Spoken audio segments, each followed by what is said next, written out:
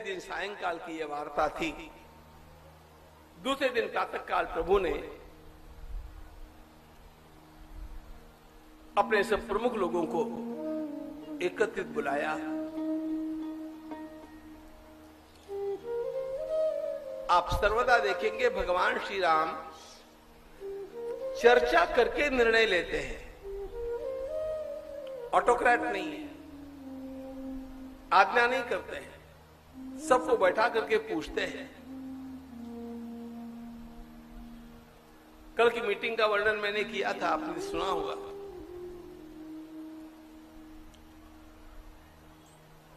विभीषण जब आकर के पहुंचे, विभीषण के साथ कैसा व्यवहार किया जाए इसका निर्णय भगवान श्री राम ने अकेले लिया नहीं, सभी को बुलाया, इमरजेंसी मीटिंग कॉल की और 6 प्रमुख लोगों के मत भगवान ने लिए।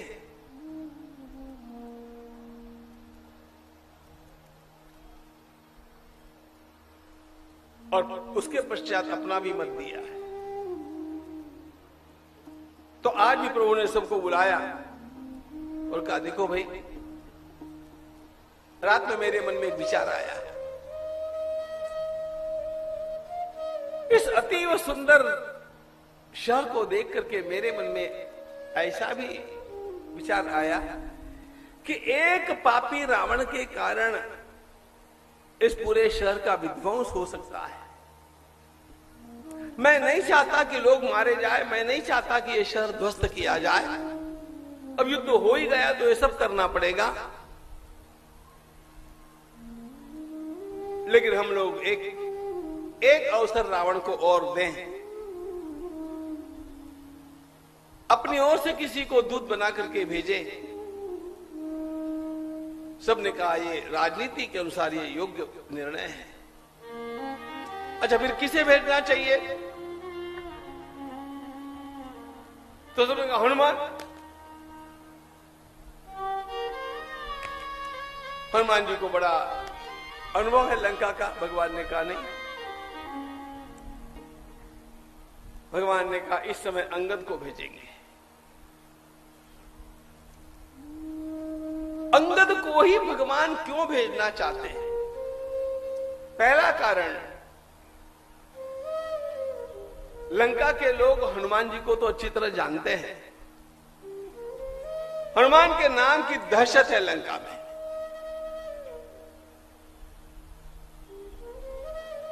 वो जलाने वाला रावण, जलाने वाला वानर, ये हनुमान जी का परिचय है। आज भी यदि हनुमान जी को भेजा जाता है तो सीधे लंका के निवासियों को, रावण को यह लगेगा कि इनके पास कौन है, बस एक हनुमान है, वही आता है, वही कुछ करता है।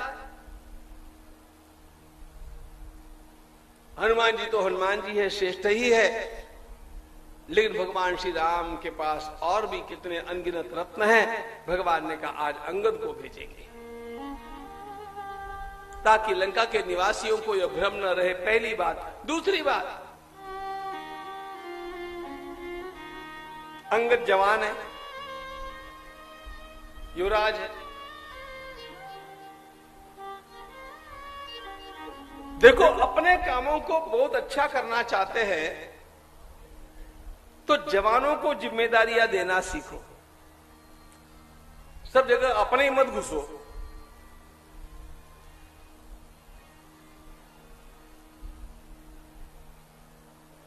पूरे घर का संचालन एक सासू मां को ही करना चाहिए, ऐसी बात नहीं है।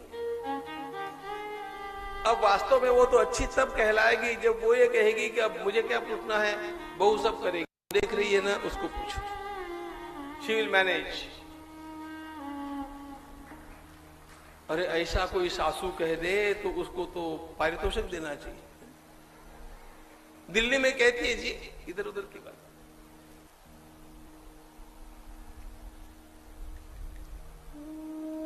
अपने जूनियर्स को आगे लाना सीखो। यदि आपका घर अच्छी तरह चलना है तो उनको प्रमोट करो, उनको आगे लाओ। और मैं आपको विश्वास दिलाता हूं, आपसे भी बहुत अच्छा काम आपकी बहुएं कर सकती है। जूनियर कार्यकर्ता बहुत अच्छा काम करते हैं, उनके ऊपर अंकुश भी रखना चाहिए, लेकिन अंकुश अंकुश ही होता है, बाकी उनको हलचल करने की छूट भी होनी चाहिए।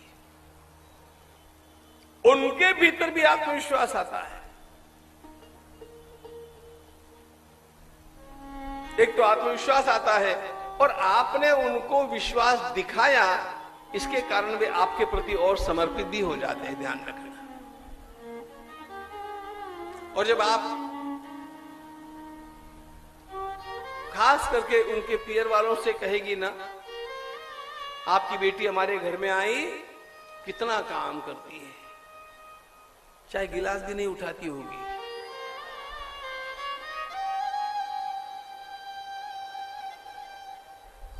सवेरे सबसे पहले उठती है 5 बजे, जबकि आपको पता है वो 9 बजे से पहले हिलती भी नहीं है।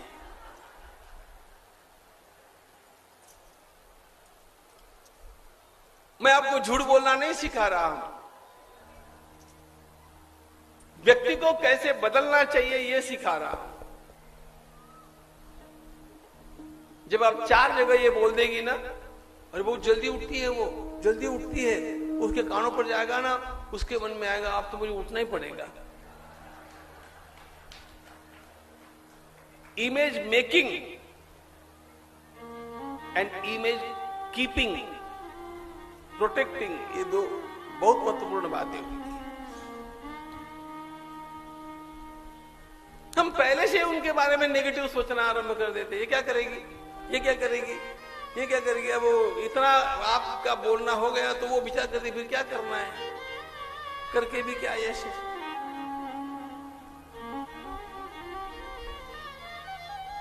भगवान श्री राम अंगद को भेज रहे, जबकि अंगद सबसे जूनियर है, छोटा है, जवान है। अच्छा, एक बात और भी है, भगवान अंगद को भेजने में एक काम और रावण को दिखाना चाहते कि रावण, मेरी सारी संगठन की इस कड़ी में सबसे दुबली कड़ी अंगद है, क्योंकि भगवान ने अंगद के बाप को मारा है। अंगद के पिता वाली है, वाली का वध भगवान ने किया है, इसलिए अंगद के मन में निश्चित रूप से कहीं खरोंच हो सकती है और रावण उसका उपयोग करना भी चाहेगा, जो कि उसने प्रयास भी किया है बाद में।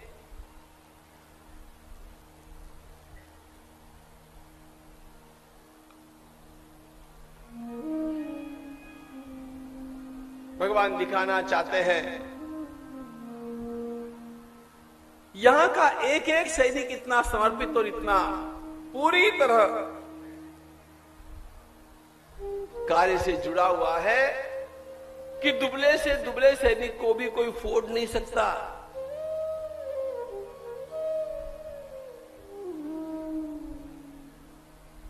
चले अंगद, अब अंगद को तो इतना अच्छा लगा कि क्या बताए, लेकिन लंका में अफवाह फैल गई कि हनुमान जी आए, हनुमान जी आए, तो हो क्या गया पता है, वो लंका जलाने वाला वानर आ रहा है, हनुमान ये सोचा तो एकदम यही हो गया, गड़बड़ गड़बड़।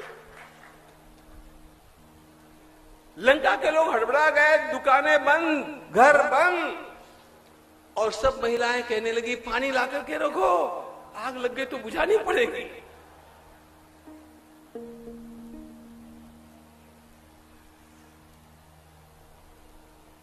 विस्तार का समय नहीं है।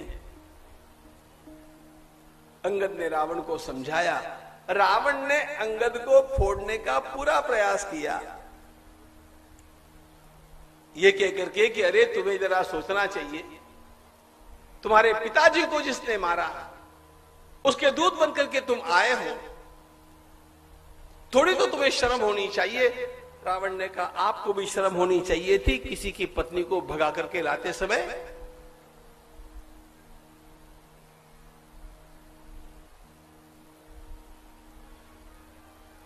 मेरे पिताजी के अपराध के कारण भगवान ने उसको जो सजा दी, पिताजी ने उसको मान्य किया।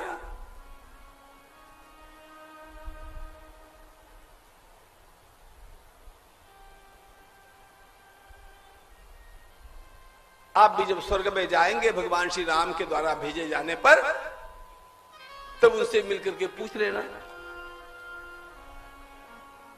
मैं आपको सीधे एक बात कहने के लिए आया हूं, ये आपके लिए अंतिम मौका है लंका को बचाने का। भगवान श्री राम के बल को आप जानते नहीं, भगवान श्री राम की उदारता को आप जानते नहीं, आपने बहुत हल्के में ले लिया। ऐसी सेना लेकर के आए भगवान वानरों की। अरे पता है मुझे आप वानरों का क्या बल होता है। रावण ने अंगद को चिढ़ाया, अरे तुम्हें बल देखना है क्या हमारा? जोर से पटक करके अंगद ने जैसे अपना पग वहां पर रोपा और कहा, देखो अब इस पग को कोई भी हिला करके दिखा दो। सुनो, यदि आप में से कोई भी इस मेरे पग को हिला पाया, बिना युद्ध किए हम लौट जाएंगे। रावण को तो बड़ा अच्छा लगा।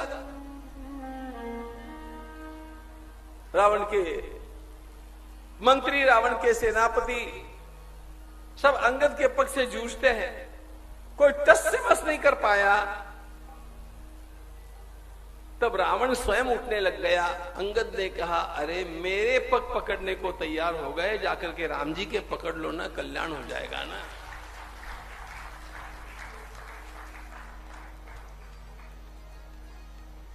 उड़ान भर करके अंगद लौट करके आए और बात पक्की हो गई, वार्ता विफल हो गई, युद्ध अनिवार्य हो गया।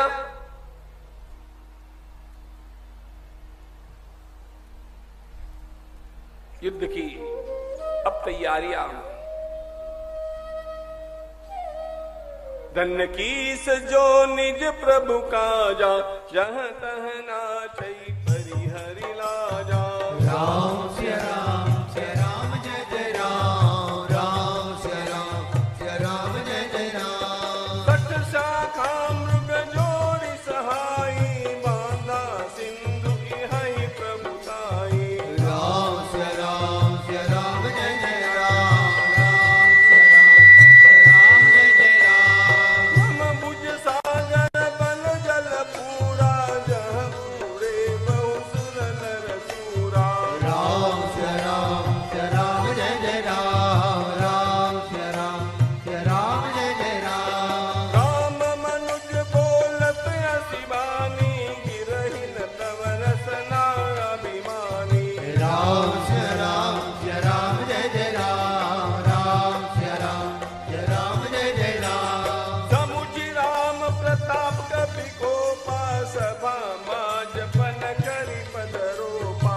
राम से राम जय जय राम, राम से राम जय जय राम। जो मम चरण सकसि सठटारी, फिरहि राम सीता मैं हारी। राम से राम जय जय राम, राम से राम जय जय राम। जय जलनाथ बंधायउ हेला, उतरे प्रभु दल सहित सुवेला। राम से राम जय जय राम, राम से राम जय जय राम। महा मुखिया जय गावै, ते पद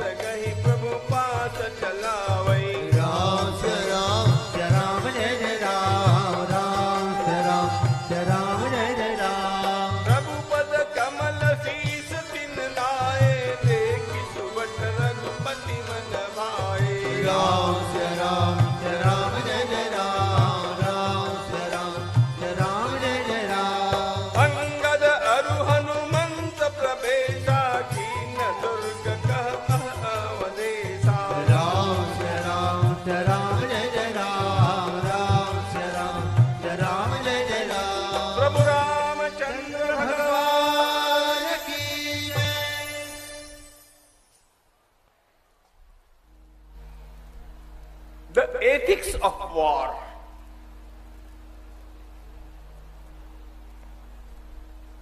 युद्ध करना अच्छा नहीं होता है। भारतीय राजनीति शास्त्र भी यही कहता है।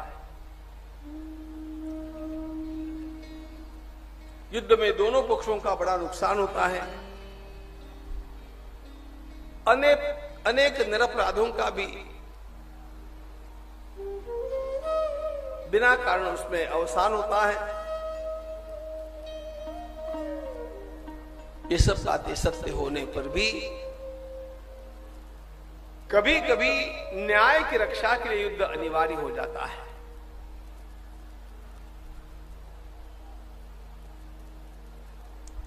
अब्राहम लिंकन का वो निर्णय और वो भाषण, अमेरिका में सिविल वॉर होने देना कि नहीं देना,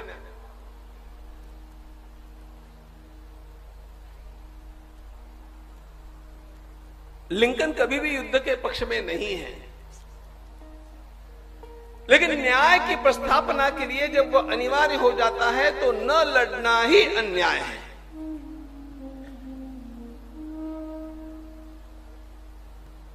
सारे प्रयास भगवान ने कर लिए, अपनी ओर से दूत भेजा, सारी सेना का परिचय करा करके उनके गुप्तचरों को भेजा, नाश आपका निश्चित है ये बता दिया। तब भी जब अगला सत्ताधीश मानने को तैयार नहीं है, ऐसी स्थिति में न्याय की प्रस्थापना के लिए युद्ध भी अनिवार्य हो जाता है और समर्थ नहीं होता है।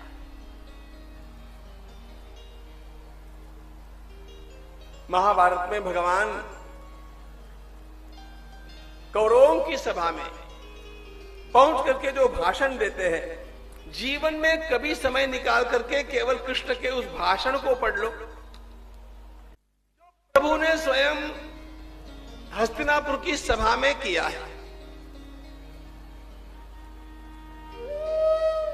कैसा दिव्य व शांतिमय संदेश भगवान का है, जिसका आरंभ करते समय श्री भगवान श्री कृष्ण कहते हैं, मैं इस अत्यंत विशाल महती श्रेष्ठ सभा से एक याचना करने के लिए आया हूं, एक भिक्षा मांगने के लिए। This is how he began. एतद याचितुम आगतः, याचितुम अप्रणाशेन वीराणाम एतद याचितुम आगतः। मत मरवाओ, मत खून खराबा करो, छोटी सी बात मान लो। और उसके पश्चात भगवान का जो भाषण है ना, कभी तो भी पढ़िएगा।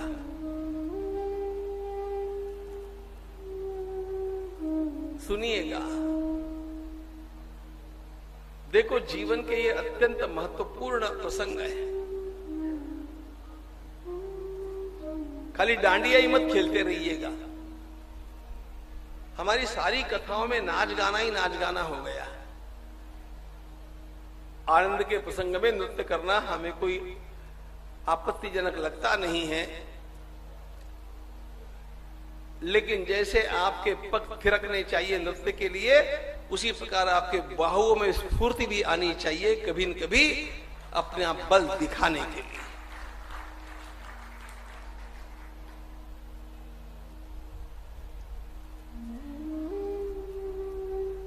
बुंदेलो हर बोलों के मुख हमने सुनी कहानी थी, अरे खूब लड़ी मर्दानी वह तो। उसको भी तो कभी याद करेंगे कि नहीं करेंगे? ये खाली डांडिया ही डांडिया खेलते रहेंगे।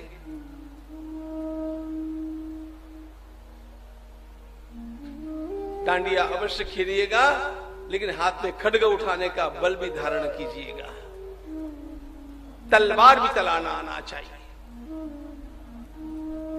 राष्ट्र की रक्षा के लिए कब किस समय किस बात की आवश्यकता होगी क्या पता। सारे पापी अरबों के बीच रहकर भी इजराइल इतना तेजस्वी रह सका है, इसका कारण वहां का हर व्यक्ति सैनिक है। हर व्यक्ति सैनिक है इजराइल का, हर नागरिक सैनिक है।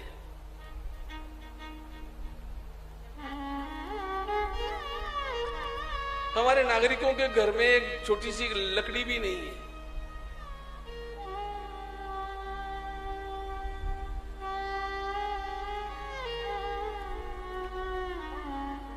गुंडे आ गए तो क्या करेंगे पता नहीं, एक सांप भी निकला, बिच्छू भी निकला तो हाँ हाँ, अरे छिपकली से भी डरने वाले लोग हो गए, छिपकली से।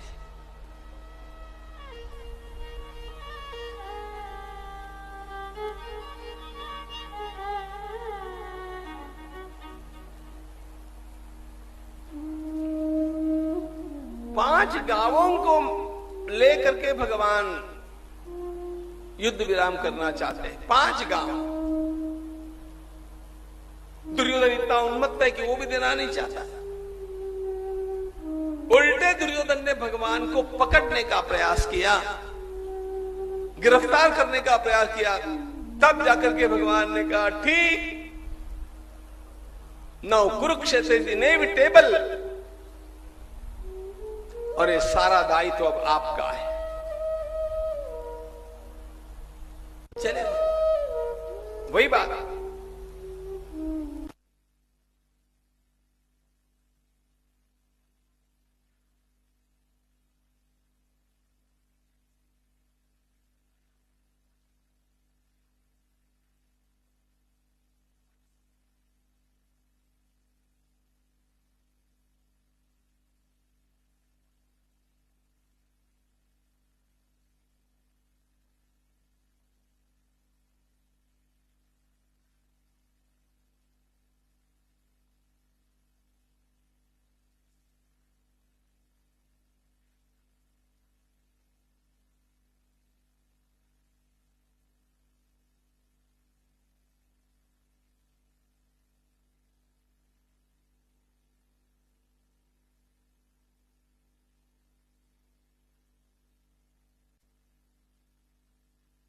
के चारों द्वारों पर, लंका के चार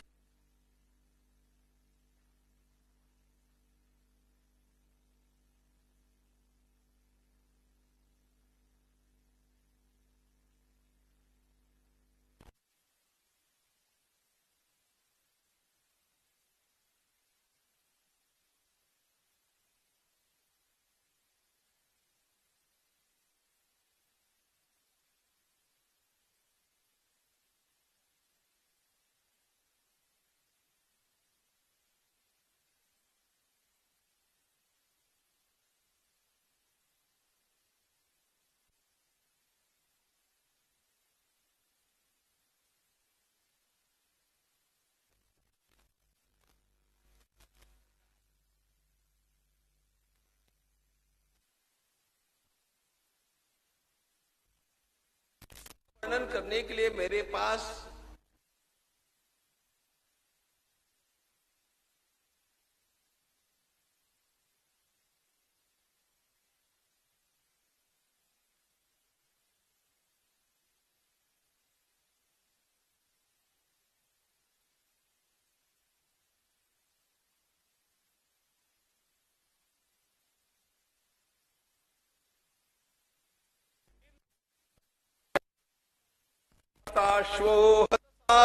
रति बात तो यह है कि युद्ध का आरंभ होते ही दूसरे दिन रावण युद्ध में आया है, और प्रभु ने रावण को दूसरे ही दिन पराभूत कर दिया है। उसके सारथी को मारा, उसके रथ को तोड़ा, उसके शस्त्रों को तोड़ दिया। जयकारा करवाता हुआ आया हुआ रावण सायंकाल में लज्जित होकर के लौटता है। और सबसे बड़ी विचित्र बात तो यह थी कि भगवान ने यह कह दिया, लौट जाइए लंकेश। निहत्थे व्यक्ति के ऊपर बाण चलाना ये अयोध्या वासियों का सील नहीं है। जा रावण तो पानी पानी हो गया। रावण को ऐसा लगने लग गया कि इससे तो मरना अच्छा था, क्योंकि आज तक उसने इतनी डींगे हाकी थी, अपने पराक्रम की बातें सर्वत्र प्रसारित की थी, और भगवान श्री राम के साथ युद्ध के प्रथम प्रसंग में ही रावण पराभूत। ये बड़ा भयंकर था, लेकिन उन्होंने उसको लौटा दिया, क्योंकि वो निश्शस्त्र हो गया था। उसके पुत्र इंद्रजीत ने समझाया कि आपको जाने की आवश्यकता नहीं थी, हम लोग किस लिए हैं, बड़ों को पहले जाना नहीं चाहिए। इंद्रजीत ने स्वयं नागपाश का बंधन भगवान श्री राम और लक्ष्मण सहित पूरी सेना के लिए डाल दिया। अत्यंत भीषण उस अवस्था में नारद जी के द्वारा सूचना देने पर गरुड़ जी ने आकर के उस नागपाश का मोक्षण किया। किसी प्रकार राम निराश होकर के लौट जाए, इस भूमिका से रावण ने भगवती सीता जी के समक्ष भगवान श्री राम का मस्तक, कटा हुआ मस्तक आर्टिफिशियल, ला करके कहा, देखो सीते, वो तुम्हारा वनवासी मर गया, अब काय का युद्ध क्या, अब मेरी बात को मान्य कर लो। आश्चर्य की बात यह है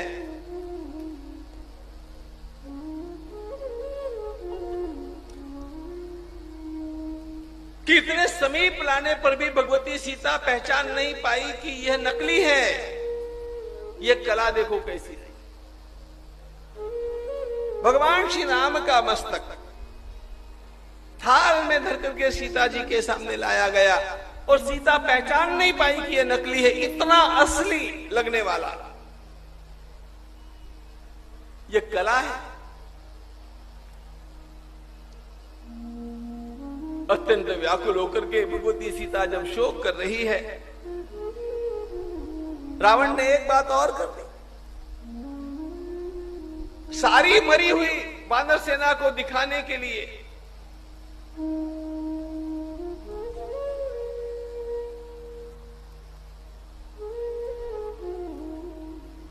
पुष्पक विमान में बैठा करके भगवती जानकी को भेजा गया, देख लो वानर मर गए, राम तो गया। भगवती सीता उस दृश्य को देख करके अत्यंत व्याकुल हो रो पड़ती है।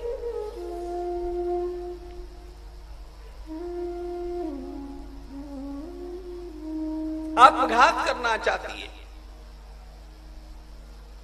बड़ी विशेष बात, उस समय विभीषण की पत्नी शर्मा सीता जी के साथ है, और जिसने ये कहा कि आपको डरने का कारण नहीं है, ये सब नकली है। भगवती सीता जी ने स्वयं कहा, लेकिन मैं प्रभु के चेहरे को पहचान नहीं पाऊं, ये संभव नहीं होगा। शर्मा ने कहा, तुम्हें भी भ्रम हो गया। लेकिन भगवान श्री राम को कुछ भी नहीं हुआ है, मैं तुम्हें बतला सकती हूं। आप ये कैसे बतला सकती है? भगवती सीता जी ने पूछा। विभीषण की पत्नी शर्मा ने कहा, इसकी सारी कसौटी यह है सीता जी, यदि भगवान श्री राम की मृत्यु हो जाती तो आपको सूतक लगता, और यदि आपको सूतक लग जाता और आप पुष्पक विमान में बैठती, तो पुष्पक विमान का नियम है कि कोई भी अशुद्ध व्यक्ति उसके भीतर बैठता है तो विमान उड़ता ही नहीं।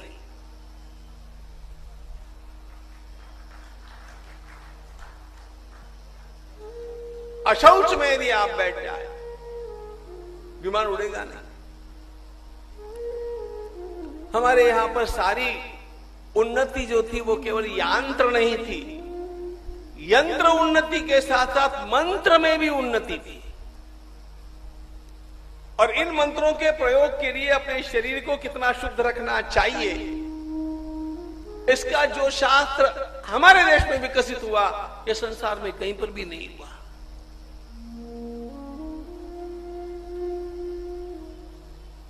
इसलिए अपने जीवन को पवित्र रखना,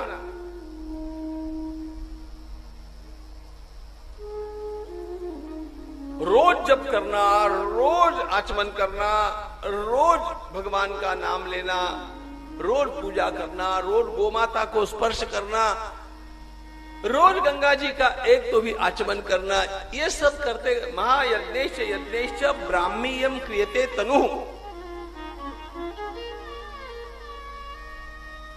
शरीर को चाहे जितना होटलों में खा पी करके और कुछ भी कैसे जीवन जी करके भ्रष्ट करेंगे और अध्यात्म की बात करेंगे, आध्यात्मिक उन्नति चाहे, ऐसा होता नहीं है।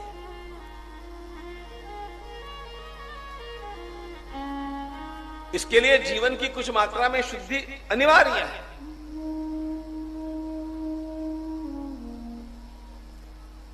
पुष्पक विमान का नियम, अशौच से ग्रस्त व्यक्ति उसमें बैठेगा, वो उड़ेगा ही नहीं। सीता ने ये बात सीता जी को समझाई, तब जाकर के उसको शांति दी। भगवान महादेव जी महाराज वर्णन करते हैं। अब ये वर्णन बड़े लंबे चौड़े वर्णन है और इसमें धूम्राक्ष को हनुमान जी ने समाप्त किया, वज्रदंश को अंगद ने मारा, अकंपन को हनुमान जी ने खत्म किया, प्रस्थ को नील ने मारा। ये रावण के बड़े बड़े सेनानी हैं।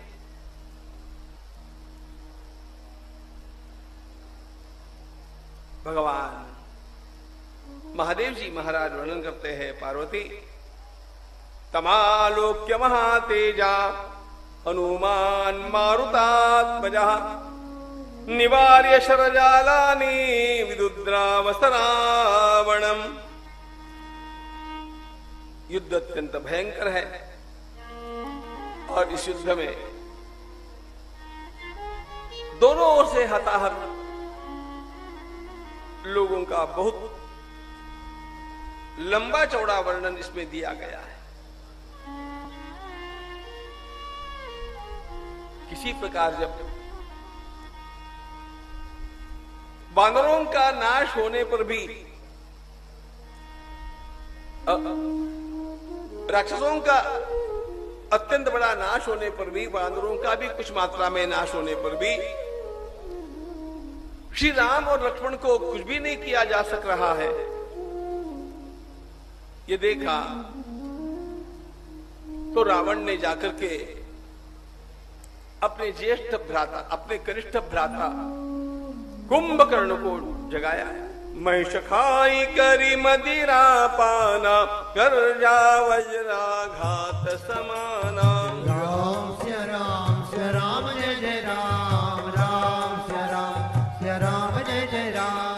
कुंभकर्ण दुर्मदर नरंगा, चला दुर्गत जिसे नन संगा। राम सिया राम जय जय राम, राम सिया राम जय जय राम। देखी विभीषण आगे आयो, परे चरण निज नाम सुनायो। राम सिया राम जय जय राम।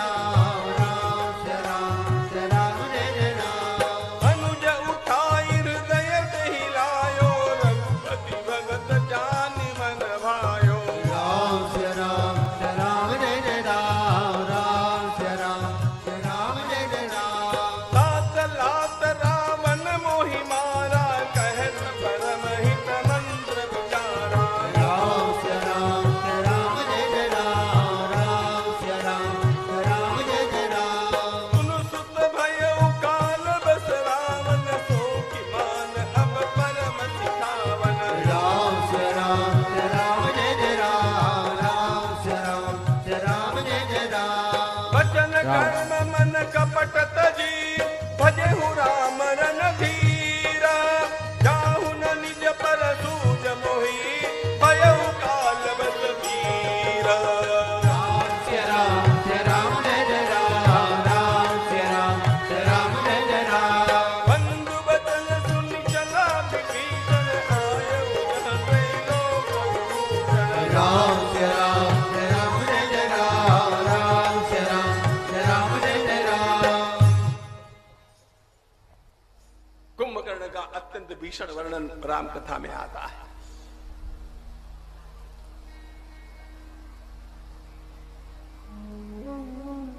सैकड़ों की संख्या में पशुओं को वो खा जाता है, बांदरों को भी खा सकता है। ये सारा जो वर्णन है ना, ये ध्यान रखना, ये कुंभकर्ण यंत्र मानुष है, रोबो।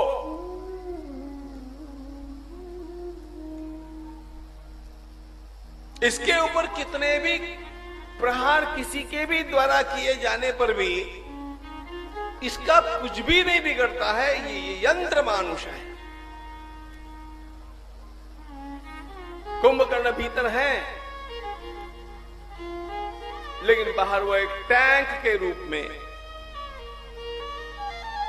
यंत्र मानुष के रूप में संहार करता हुआ चला है।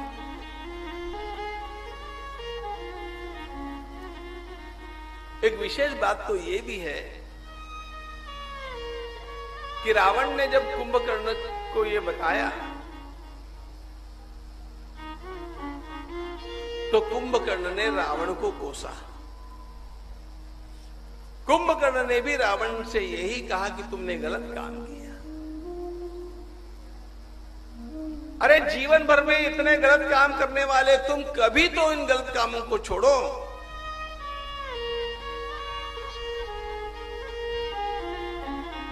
प्रसंग ही आ गया तो एक बात और बतलाना चाहता हूं। अनेक लोगों के मन में यह भ्रम है कि रावण ने केवल भगवती सीता को ही भगा करके लाया था, और भगवती सीता को भगा करके लाने में भी उसका दृष्टिकोण यह था कि मुझे राम जी के हाथों से मरना है ताकि मेरी मुक्ति हो जाए। और देखो ना कितना पवित्र था बेचारा। 10 महीनों तक भगवती सीता लंका में रही है। रावण ने उसके साथ किसी प्रकार की छेड़छाड़ नहीं की है। रावण सज्जन है ना।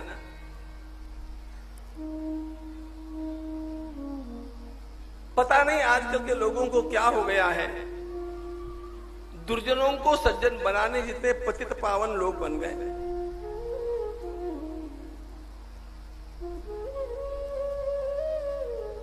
और इसका मूल कारण यह है कि हम वाल्मीकि रामायण पढ़ते नहीं। क्या कारण है कि रावण ने भगवती जानकी को छेड़ा नहीं?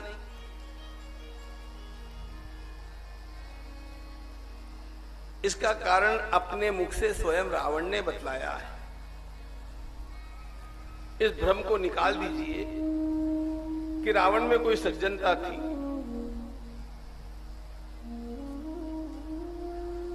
वाल्मीकि रामायण के युद्ध कांड में स्वयं रावण अपने मुख से क्या कहता है सुन लो। प्रसंग है रावण की सभा का। भगवान श्री राम को युद्ध से डिस्करेज किया जाए, चुपचाप राम निराश होकर के वापस लौट जाए, इसलिए क्या क्या उपाय किए जा सकते हैं, इसका वर्णन करते समय रावण के एक मंत्री जिसका नाम है महापार्श, उसने एक सुझाव दिया है। उसने कहा महाराज आपको सीधे एक काम करना चाहिए। आप काहे को सीता का इतना विचार करते हैं? सीधे सीता के ऊपर आपको अत्याचार कर लेना चाहिए। जब इस बात का पता राम को चलेगा तो राम अपने आप निराश होकर के लौट करके चले जाएंगे।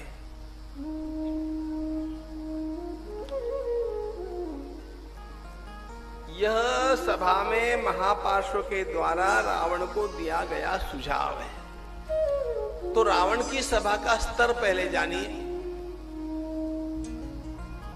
जब महापार्श्व नाम के मंत्री ने यह बात बताई तो इसका उत्तर रावण ने दिया। रावण के द्वारा दिया गया उत्तर बड़ा महत्वपूर्ण है। रावण ने कहा, महापार्श्व, अरे ये सब बात तुम्हें मुझे सिखाने की आवश्यकता नहीं है। मैं तो इन सारी बातों में सिद्धहस्त हूं। लेकिन बात यह है, अब तक मैंने अनगिनत महिलाओं पर अत्याचार कर लिए, लेकिन मैं अब कर नहीं सकता हूं। क्यों नहीं कर सकता हूं? रावण स्वयं कहता है,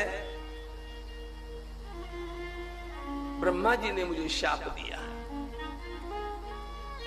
घटना इस प्रकार की घटी थी।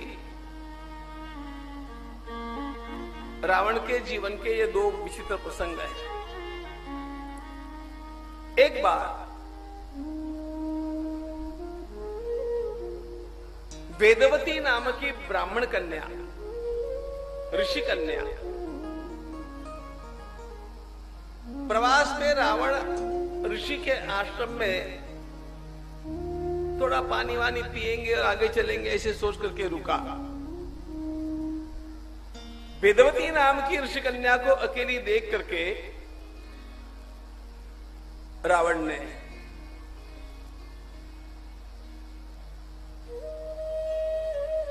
उसको अपने पास खींचना चाहा। उसने बाल पकड़ लिए, बाल छुड़ा करके झटका दे करके वो वेदवती वहां से भाग जाती है। केवल रावण ने बालों को खींचा था, इतनी ही बात। लेकिन उतने से वेदवती ने स्वयं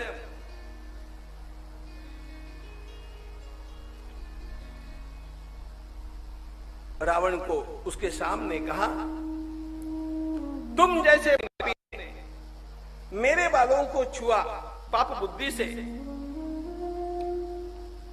मैं तुम्हारे सामने अग्नि में प्रवेश कर रही हूं पापी, लेकिन ध्यान रखना तुम एक स्त्री के कारण मारे जाओगे। ये वेदवती का शाप वेदवती ने आत्मदहन किया। एक बात, अब वो तो बेचारी ऋषि कन्या थी, ब्राह्मण की कन्या थी, ऐसे ही स्वयं जल गई। इसके पश्चात रावण ने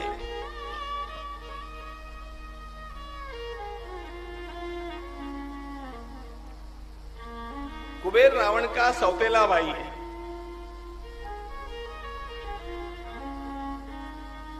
दोनों की माताएं अलग है लेकिन पिता एक है, कुबेर और रावण। विश्रवा दोनों के पिता हैं, माताएं अलग है। इस कुबेर की पुत्र वधू है पुंजिक स्थला, उसका नाम। उसको अकेली देख करके रावण ने उसके ऊपर अत्याचार करना चाहा। वो बेचारी चीख रही है कि मैं आपकी पुत्र वधू हूं। रावण ने उसकी एक बात नहीं सुनी।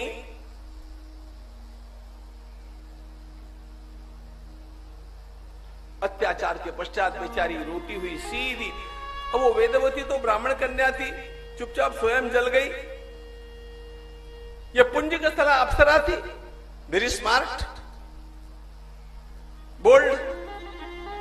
वो सीधी ब्रह्मा जी के पास गई और ब्रह्मा जी को सुनाया किस व्यक्ति को किस प्रकार के आशीर्वाद देने चाहिए, कितने वरदान देने चाहिए, इसका कभी आप पुनर्विचार करते हैं क्या? आपके द्वारा दिए गए वरदानों का कितना दुरुपयोग होता है, इसको आपने कभी सोचा है क्या? इस पापी को इतना भी विवेक नहीं रहा कि मैं उसकी पुत्रवधू हूं। पुंजकस्थला ने ब्रह्मा जी को जरा डांट पिलाई, अप्सरा थी। ब्रह्मा जी ने क्या किया? ब्रह्मा जी ने तुरंत रावण को बुलाया, समंड रावण। रावण को बुला करके कहा, अरे पापी, जो वरदान मैंने तुम्हें दिए थे, अरे अत्याचार की भी कुछ सीमा होती है, इतना पाप?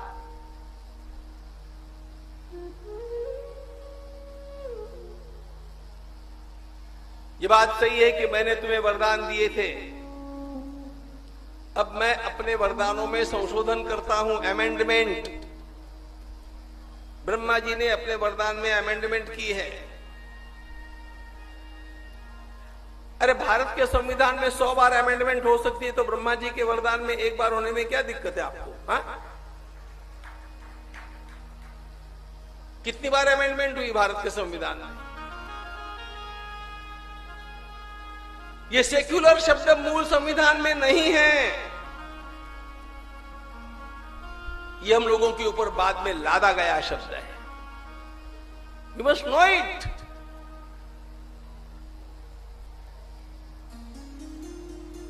ये राम का राष्ट्र है, ये हमारे संविधान को मान्य है। आप लोगों ने मूल संविधान देखा कि नहीं मुझे पता नहीं है, लेकिन भारत के मूल संविधान की मूल प्रति के ऊपर पहला चित्र भगवान श्री राम का है, ध्यान रखना।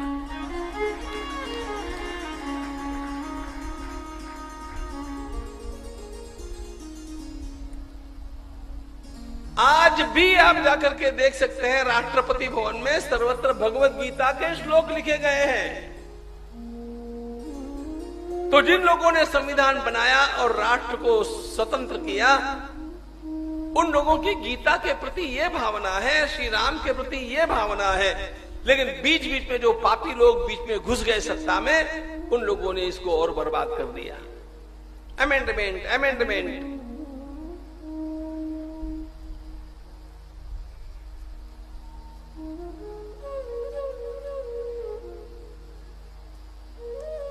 पानी न पीते कथा सुनने से ज्यादा पुण्य है।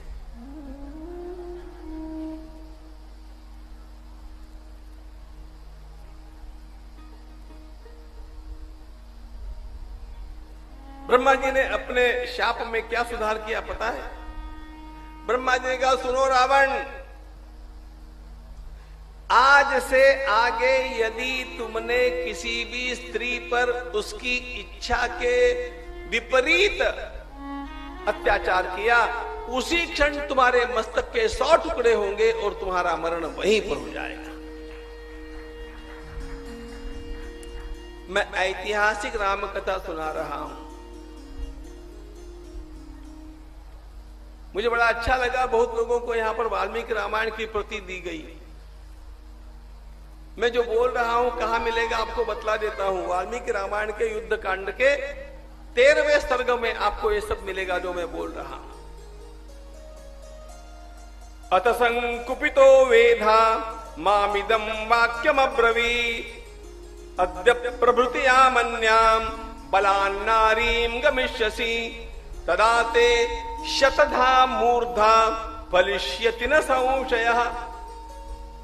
तुम्हारे मस्तक के 100 टुकड़े होकर के वहीं पर मृत्यु होगी।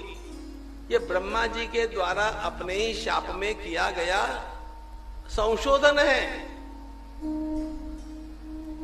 और रावण ने भरी सभा में महापार्श्व को और अपने मंत्रियों को बताया है कि इसलिए तब से मैंने अपने को बचाने के लिए किसी भी नारी पर जबरदस्ती करना छोड़ दिया।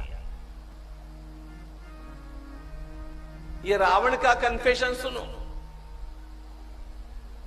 और बड़ा भला आदमी था, ये सारी बातें मगज में से निकाल डाला।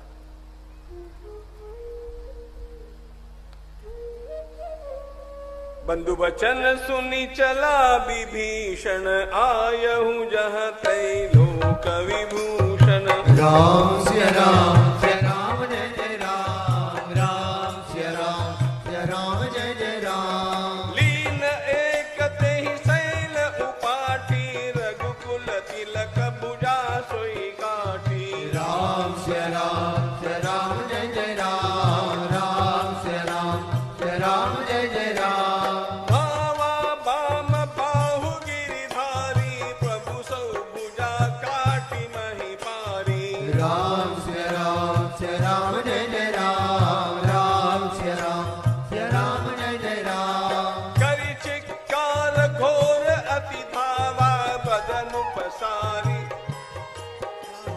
राम सिया राम जय जय राम, राम सिया राम जय जय राम। करि चिक्कार घोर अति धावा, बदन पसारी। गगन सिद्ध सुर त्रासित, हा हा हेति पुकारी।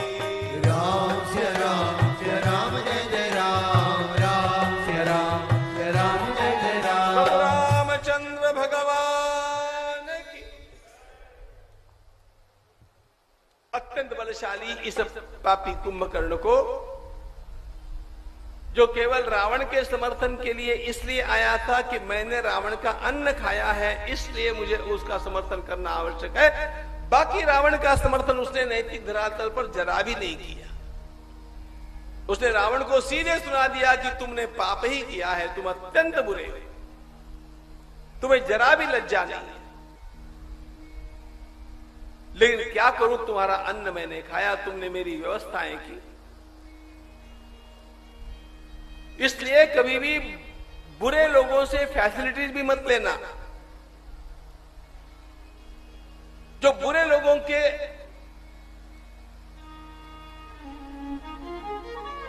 किसी प्रकार के उपकार को अपने माथे चढ़ाता है, उनकी सेवा का स्वीकार करता है, उनके द्वारा भेजी गई विलासिता की सामग्री का उपयोग करता है, एक न एक दिन उसको बंधन में आना पड़ता है,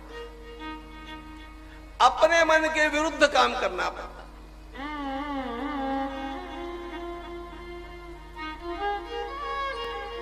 कुरुक्षेत्र के युद्ध में भीष्म और द्रोण की अवस्था इसलिए है, और ये दोनों ने अपने मुख से कहा है, अर्थस्य पुरुषो दासा, दासस्त्वर्थो न कस्यचित्। इसलिए हमारी परंपरा में अर्थ का शुचित्व बहुत माना गया है। सबका पैसा सबका पैसा सबका पैसा, पैसा इकट्ठा मत करो, ये आपको और पापी बना देगा।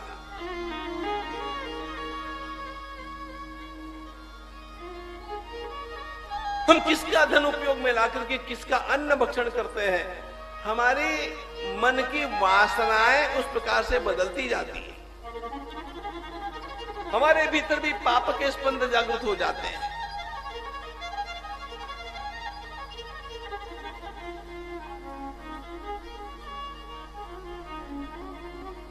अतुल पराक्रमी भगवान श्री राम ने इस कुंभकर्ण के दक्षिण, अब ये सबसे भयंकर योद्धा कुंभकर्ण है, जो चलता है तो हजारों वानरों को अपने समेत भीतर समेटता चलता है, सभी क्रशिंग एवरीबॉडी।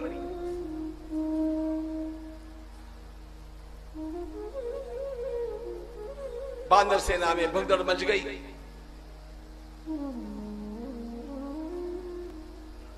भगवान श्री राम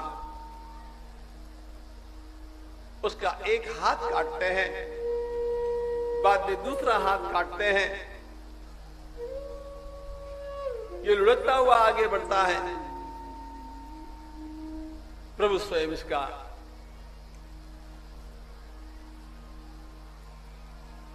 शिरच्छेद कर देते हैं। प्रभु रामचंद्र भगवान की जय। रावण अत्यंत भीषण विलाप करता है कुंभकर्ण के मरण के पश्चात। युद्ध में इंद्रजित ने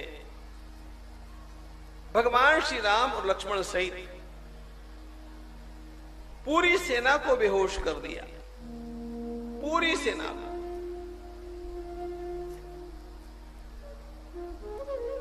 ये मायावी युद्ध है। भगवान श्री राम लक्ष्मण सहित सारी सेना बेसुध, केवल विभीषण सावधान है। इंद्रजीत को विभीषण चाचा को दिखाना है कि आपका भविष्य किसके भरोसे है।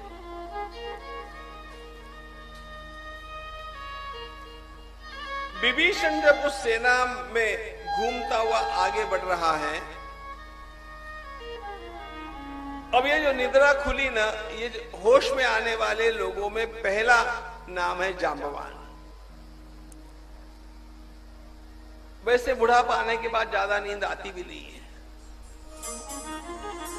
और वो जो कुछ आती है वो कथा में पूरी हो जाती है।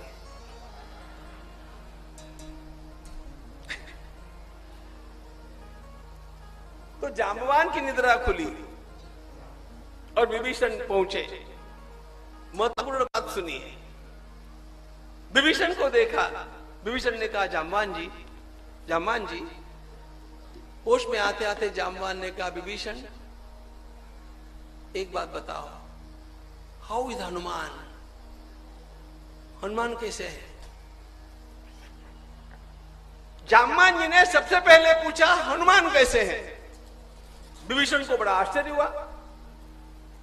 विभीषण ने कहा वाह, आपने राम जी के बारे में नहीं पूछा, लक्ष्मण के बारे में नहीं पूछा, राजा सुग्रीव के बारे में नहीं पूछा, न आपने अंगद के बारे में पूछा, आपने एकदम मुझे यह कैसे पूछा कि हनुमान कैसा है?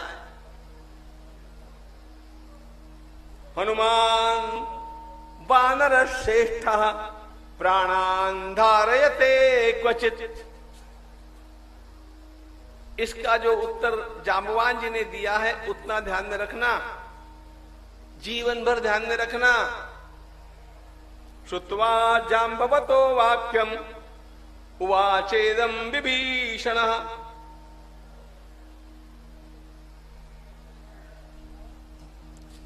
विभीषण की बात को सुनकर के जांबवान जी ने उत्तर दिया, विभीषण एक बात ध्यान में रखो भैया, अस्मिन् जीवति वीरेतु हतमप्यहतं बलम हनुमत्युज्यत प्राणे जीवन्तोऽस्मि मृता वयम्। यदि हनुमान अकेले जीवित होंगे तो उनके बल पर वे सारे के सारे गए हुए लोगों को भी जीवित कर लेंगे, लेकिन हनुमान नहीं होंगे और हम सब जीवित होंगे तो हम जिए क्या और मरे क्या समान ही है। ध्यान रखना, हमारा सच्चा बल तो केवल हनुमान है।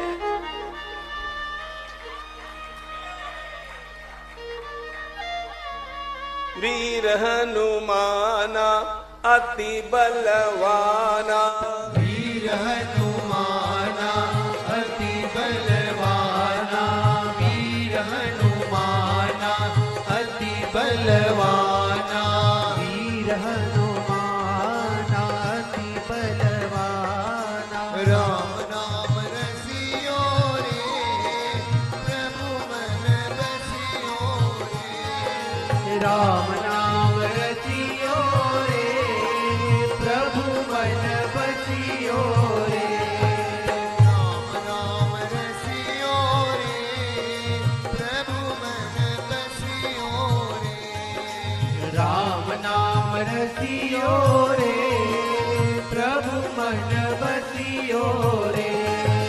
वीर हनुमाना अति बलवाना, वीर हनुमाना अति बलवाना, वीर हनुमाना अति बलवाना। वीर हनुमाना अति बलवाना। राम नाम रसियो रे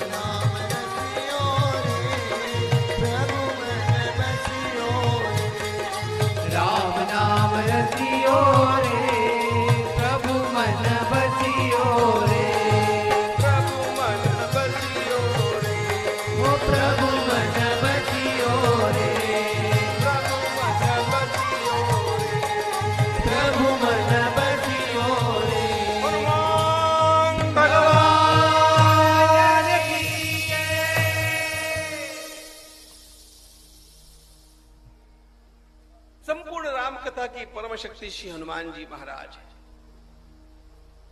उन्हीं को अपने भी जीवन की परम शक्ति बना लीजिए, बस सब काम अपने आप हो जाएंगे।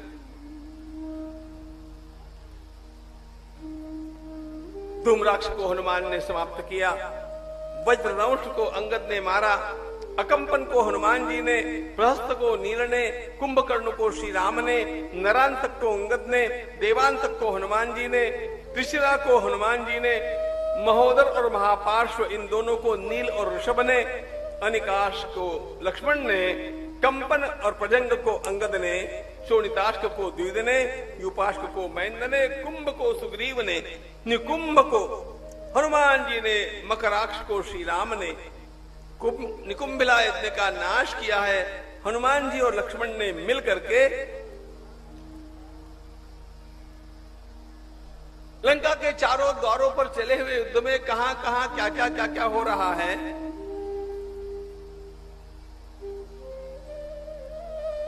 100 न्यूज विद इन 1 मिनट होता है ना, वैसा मैंने आपके सामने रख दिया। सबसे भीषण प्रसंग तब है जब लखनलाल जी के रावणी के बाण से अत्यंत भीषण मूर्छा लखनलाल जी को आ गई।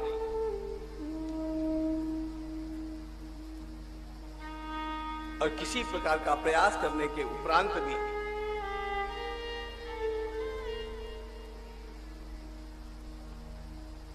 वे उस मूर्छा से बाहर नहीं आ रहे हैं। इसको देख करके भगवान श्री राम अत्यंत व्याकुल हो गए।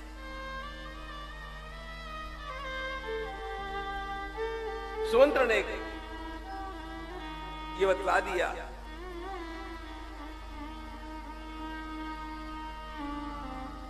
कि लखनलाल जी के लिए एक ही उपाय, संजीवनी बूटी लानी आवश्यक है।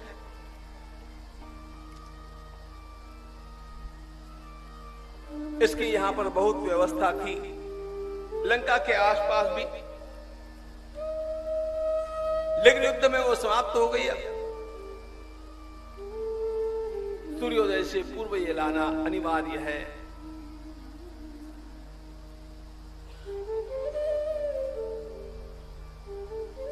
ये काम हनुमान जी के बिना कौन कर सकता है। उड़ान भर करके श्री हनुमान जी महाराज चले। सुनत बचन उठी बैठ कपीसा, कही जय जयति कौशलाधीसा। राम सिया राम जय जय राम, राम सिया राम जय जय राम। राम लक्ष्मण ही निहारी, बोले बचन मनुज अनुहारी। राम सिया राम जय जय राम, राम सिया राम जय जय राम। एक बात को ध्यान में लीजिएगा, समय है नहीं। हिमालय में पहुंच करके हनुमान जी ने जो वनस्पति लाई है, संजीवनी का नाम तो हम सब लोग जानते हैं, लेकिन वह एक ही वनस्पति नहीं लाई है। यह संजीवनी का प्रयोग 4 सीढ़ियों से होता है, 4 स्टेप्स। संधिनी, विशल्यकरणी, सवर्णकरणी और संजीवनी। ये चारों नाम विस्तार के साथ वाल्मीकि रामायण में है, समय नहीं है। इसका पहला डोज क्या काम करता है? युद्ध में कोई हड्डियां वड्डियां टूट टाट करके रक्तस्राव होकर के खत्म हो गया,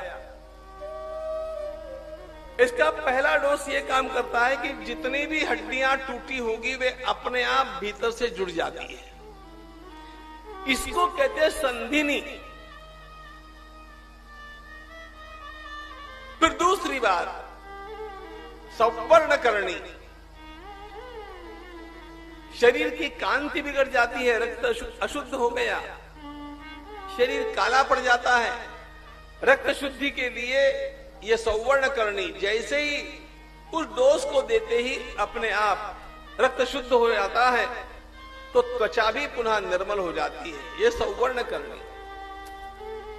तीसरी विशल्य करनी, एनेस्थेसिस। अब उसको संवेदना आएगी,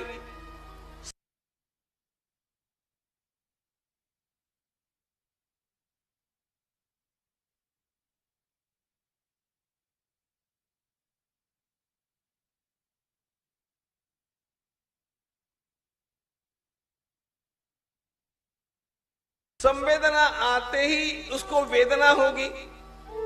किसी प्रकार की वेदना की अनुभूति नहीं होनी चाहिए, इसलिए विशल्य करणी। ये सारे नाम भी बड़े अनवर्थक हैं। और इस प्रकार से वो बॉडी फिर से ठीक से तैयार हो गई कि एक धक्का देने वाली औषधि है संजीवनी, जो हार्ट को धक्का देती है, पंपिंग चालू और व्यक्ति पुनः जीवित हो गया।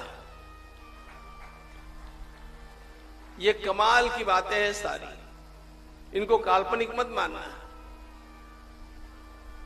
इसके ऊपर रिसर्च की आवश्यकता है। आगे चल करके विज्ञान भी ऐसा शायद कर भी सकेगा। इसके लिए भारतीय ग्रंथों को पढ़ना आवश्यक है। हनुमान जी महाराज अपने अतुलनीय बल से इस कार्य को करके लखनलाल जी को पुनर्जीवित कर देते हैं। हनुमान भगवान की।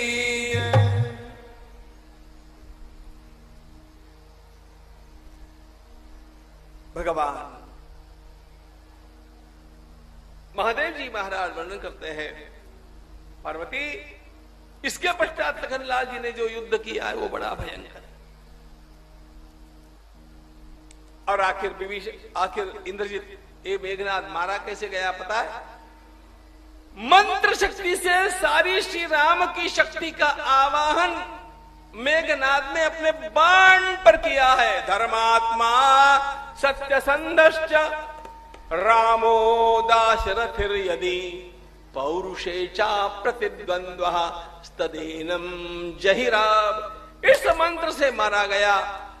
सबने जय जयकार किया, लखनलाल की जय। यंत्रों का उपयोग करो, व्यवहार में दक्ष रहो, लेकिन मंत्रों से अपना आत्म संरक्षण भी करते रहो, तब जाकर के जीवन सफल होता है। मंत्रों की शक्ति बहुत बड़ी है। भगवान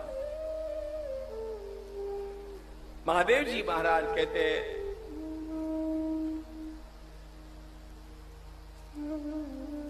सबसे भयंकर दुख रावण को जीवन में आज हुआ। आज रावण टूट गया।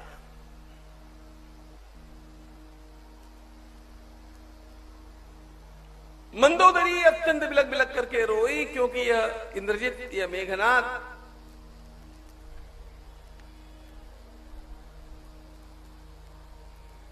सारे रावण के वंश की शान था। असाधारण योद्धा था, साधारण योद्धा नहीं था।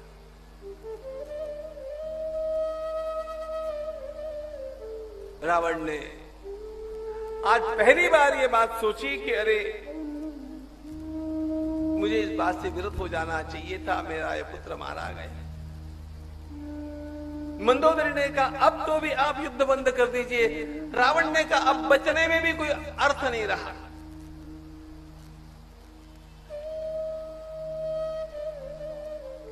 और आज रावण चला। एक बात ध्यान में लीजिएगा, 70 दिनों तक युद्ध में भगवान श्री राम लड़ रहे हैं। रावण फ्रेश है। रावण जो दूसरे दिन गया था, उसके पश्चात युद्ध में कभी गया नहीं। रावण पूरा विश्राम करता रहा है। अत्यंत थके हुए भगवान श्री राम, और उधर से विलक्षण भव्य विमान रथ में बैठ करके आया हुआ रावण डर गया। विभीषण कैसे बचेंगे भगवान, कैसे युद्ध करेंगे? रावण रथी विरथ रघुवीरा, देख विभीषण भयउ अधीरा। लेकिन भगवान ने यहां पर एक सुंदर उपदेश किया विभीषण को, और विभीषण के निमित्त से हम लोगों को ध्यान रखना। विभीषण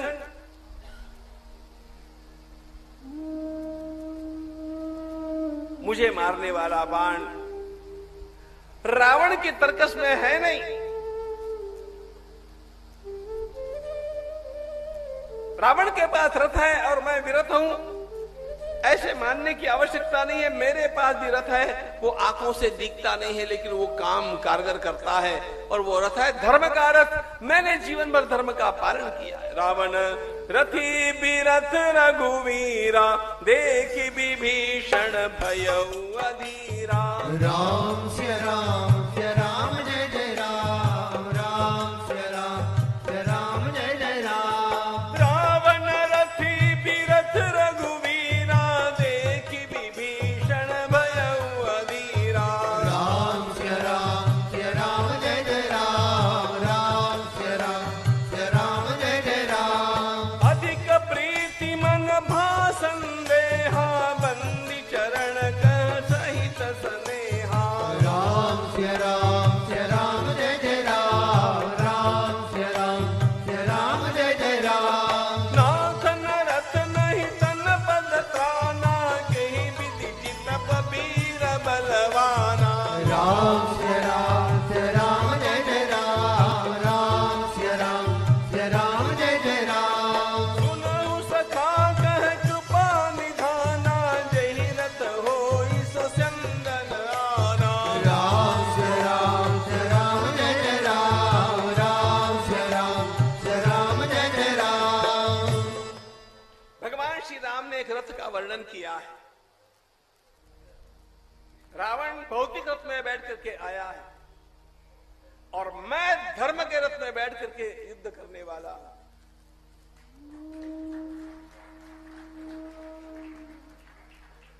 ये धर्म का रथ कैसा है,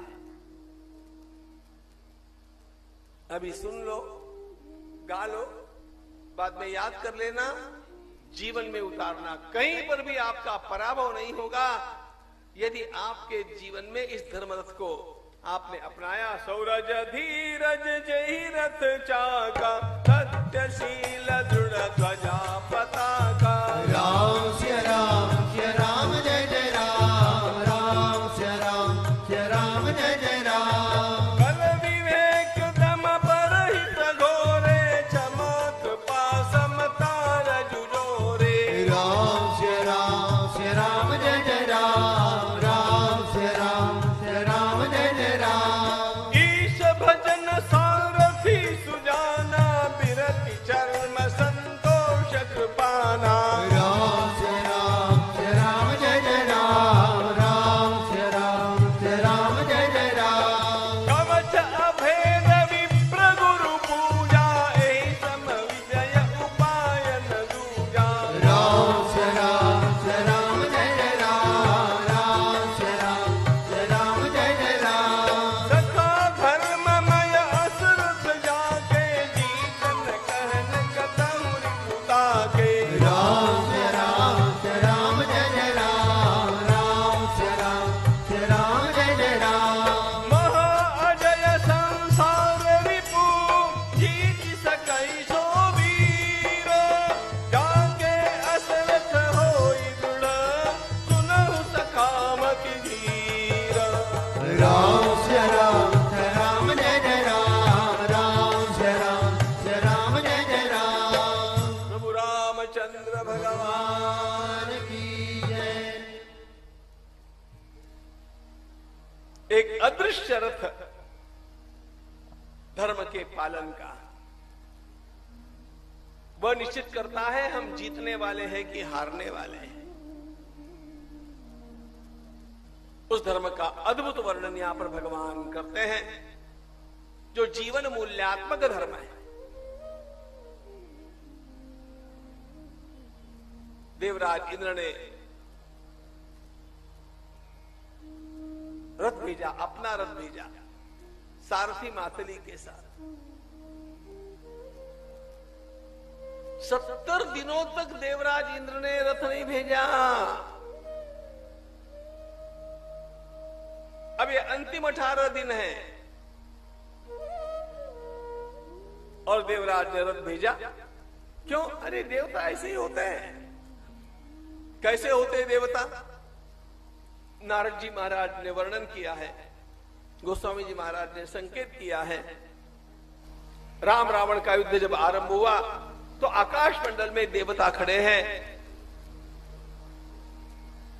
और युद्ध को देख रहे हैं। वानर सेना जय जयकार करती है, प्रभु रामचंद्र भगवान की जय। वानर सेना राम जी की जय करती है। रावण की सेना जय लंकेश, वो रावण का जय जयकार करती है। ऊपर देवता खड़े हैं, वे क्या बोल रहे पता है? जय जय जय। वानर बोल रहे राम जी की जय, राक्षस बोल रहे रावण की जय, देवता बोलते खाली जय। तो नारद जी ने पूछा, अरे भले आदमी किसकी जय? देवताओं ने कहा जो जीतेगा उसकी। हाँ, दिल्ली वाले ऐसे हैं।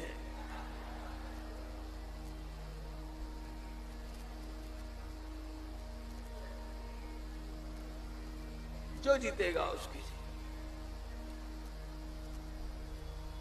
जायजा लेते पहले कौन जीत रहा है।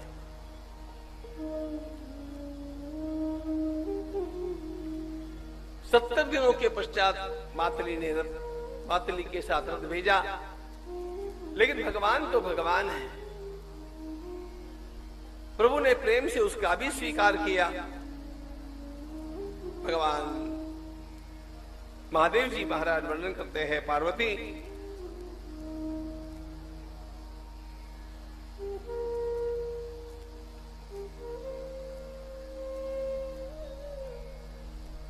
अंतिम दिन आया युद्ध का, प्रातः काल की बेला। भगवान थके हुए हैं। अब विचार करो ना, 86 दिनों तक युद्ध हो चुका है और भगवान रोज लड़ रहे हैं। महर्षि वाल्मीकि ने बहुत सुंदर वर्णन किया। ततो युद्ध परिश्रांतम समरे चिंतयास्थितम रावणं जाग्रतो दृष्ट्वा युद्धाय समुपस्थितम।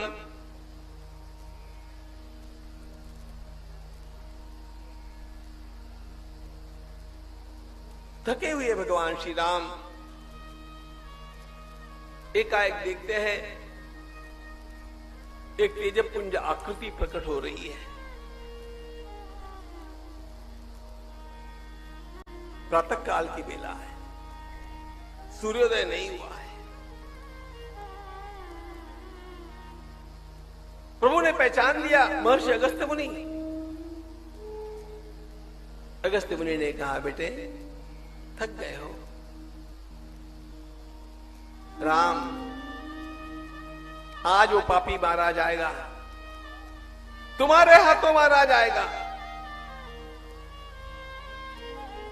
एक काम तुम्हें करना है, जाने से पहले 3 बार एक स्तोत्र का पाठ करके फिर जाना है।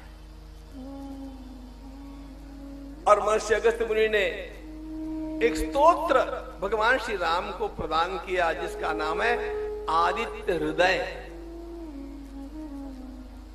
ये स्तोत्र पढ़ना रोज। ये विजय प्रदान करने वाला और स्वस्थ रखने वाला स्तोत्र है। हमारे कांची के गुरुजी महाराज की आज्ञा से हमने इसके हजारों प्रतियां बांट करके लोगों से अनुष्ठान करवाए।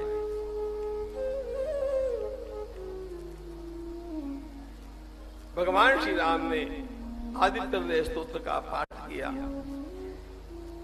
अनुष्ठान। ऐसे ही महाभारत में वर्णन आता है। अर्जुन जब युद्ध के लिए चले, भगवान श्री कृष्ण ने कहा ठहरो अर्जुन, एकदम मत जाओ।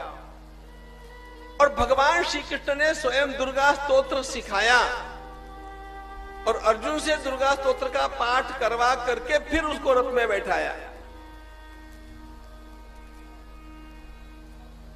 देखो, प्रयास तो हम सब लोगों को करने ही पड़ते हैं, करने ही चाहिए, लेकिन सफलता प्राप्त करने के लिए भगवान की भक्ति का अधिष्ठान कभी छोड़ना नहीं। सफल वे ही होने वाले हैं जिनको सफल करना भगवान चाहते हैं।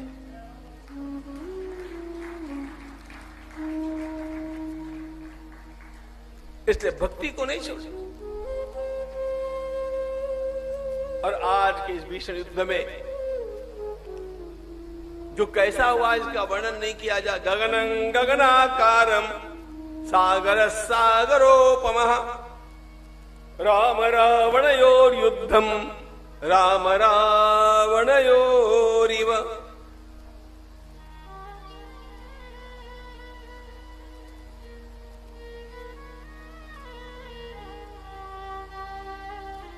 सागर को जैसे सागर के अलावा कोई उपमा नहीं दी जा सकती, आकाश को कोई अन्य उपमा नहीं दी जा सकती, उसी प्रकार राम रावण के युद्ध को अन्य उपमा नहीं दी जा सकती। इतना तुमुल, इतना भयंकर। और ठीक समय देख करके श्री भगवान ने विभेद हृदयन्तस्य रावण दुरात्मनः, प्रभु ने वो बाण निकाला जो महर्षि अगस्त्य मुनि के द्वारा दिया गया था, अभिमंत्रित करके। और जैसे ही प्रभु अत्यंत एकाग्र चित्त से उसे रावण के हृदय की ओर छोड़ देते हैं, उस बाण के हृदय में घुसते ही प्रभु रामचंद्र भगवान की सायक एक ना बिसरसोसा अपर लगे मुझ सिर करी रोसा। राम से राम जय राम जय जय राम, राम से राम जय राम जय जय राम। जय जय धुनि पूरी ब्रह्मंडा, जय रघुवीर प्रबल भुजदंडा।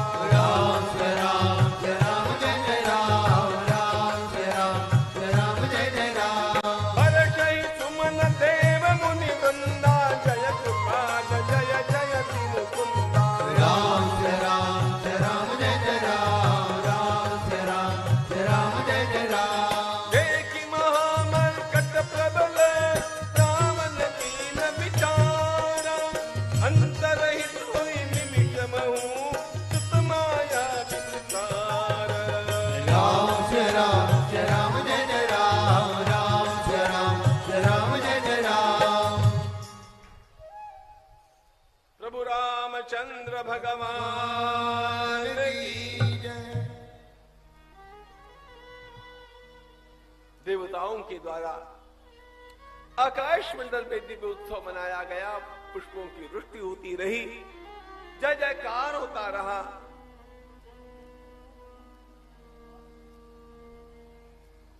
तितर बितर होकर के राक्षस सेना भागने लगी।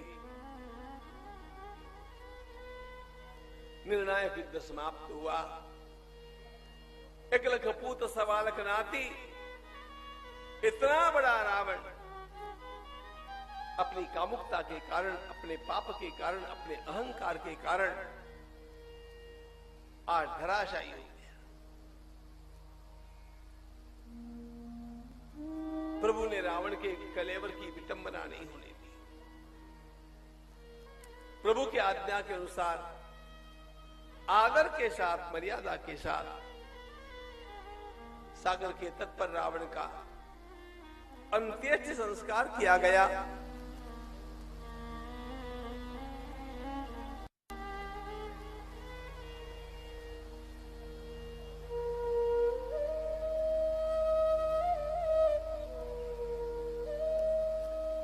यह अंत्येष्टि संस्कार करने के लिए विभीषण तैयार नहीं थे, लेकिन प्रभु ने कहा विभीषण, रावण पापी था, अब ये गाना मत गाते फिरो रावण पापी था पापी था। अरे रावण चला गया, मरने के बाद निंदा नहीं होनी चाहिए। मैं तो तुम्हें यही कहना चाहूंगा विभीषण, युद्ध तो मैंने किया ही किया, सिद्धांत की लड़ाई थी। मरणांतानि वैराणि, मृत्यु के साथ वैर समाप्त हो जाना चाहिए। यदि तुम रावण को अपना भाई कहने में शर्माते हो तो रावण को राम का भाई मान करके उसका संस्कार करो, लेकिन उसकी विटंबना में। भगवान श्री राम कहते हैं ये मेरा भाई, ममाप्येष यथा तव, ये भारतीय परंपरा है।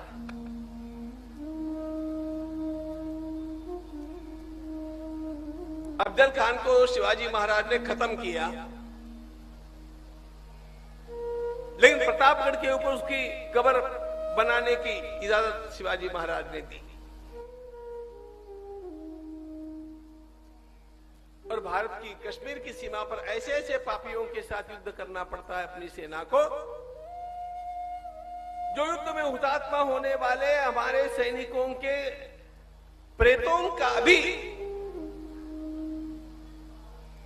नर्ममता से नाश करते हैं, उन पर भी अत्याचार।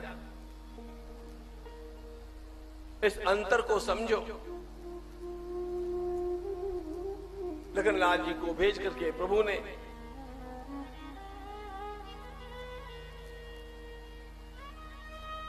लंका के सिंहासन के ऊपर विभीषण का राज्याभिषेक कराया।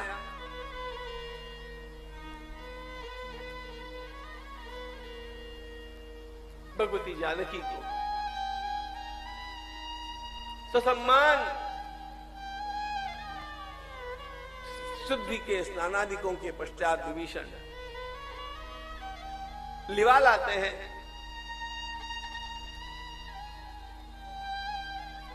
लोक भ्रम का नाश करने के लिए श्री भगवान अग्नि परीक्षा की लीला करवाते हैं। उसके पश्चात अब अयोध्या जी की ओर चलने की बात जब भगवान सोचते हैं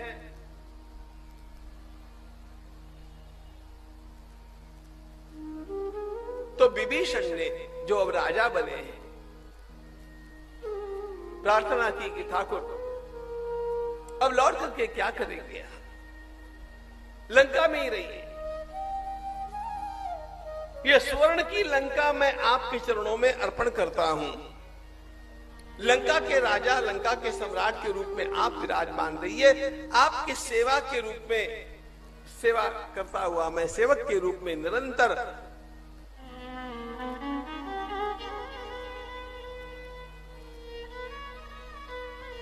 अपने को कृतार्थ करता रहूंगा।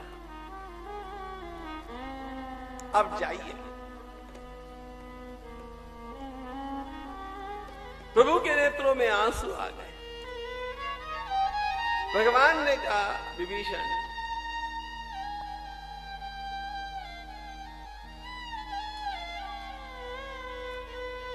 ये बात सत्य है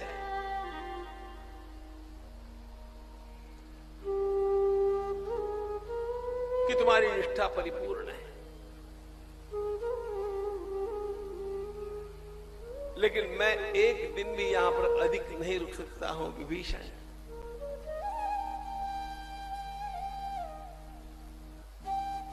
ये बात सोचो मत कि अयोध्या जी में क्या है। अरे अयोध्या जी की धरती का कण कण मुझे अत्यंत प्रिय है। जिस में हम बचपन से स्नान करते रहे वो सरयू मैया वहां पर है। कौशल्या माता, सुमित्रा माता, कैकेयी माता, मेरी तीन माताएं मेरी प्रतीक्षा कर रही है। नंदीग्राम के उस तपस्वी भरत को मैं भूल नहीं सकता। कैसे भूल जाऊं मैं शत्रुघ्न को, जो अपने हृदय के घावों को छिपा करके भी अयोध्या जी में आज व्यवस्थाएं करने में लगा हुआ।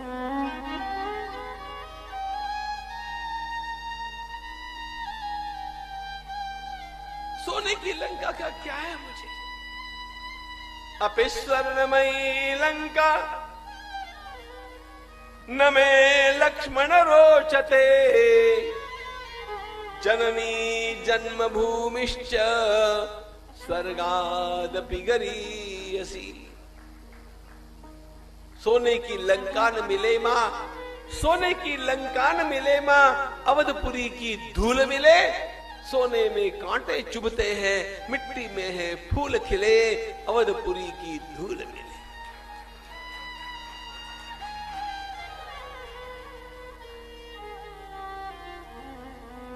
प्रभु को अयोध्या अत्यंत प्रिय है।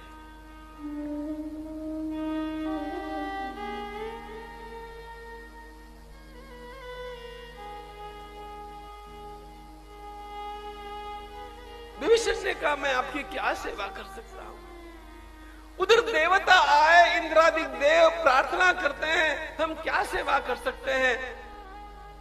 वनवासी राम ने कहा मेरी कोई सेवा आवश्यक नहीं है।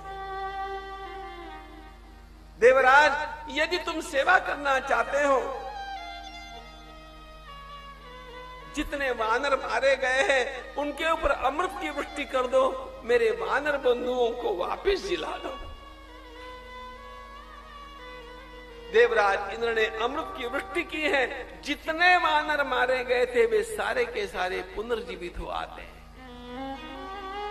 भगवान श्री राम की लीला देख करके सब दंग रहे।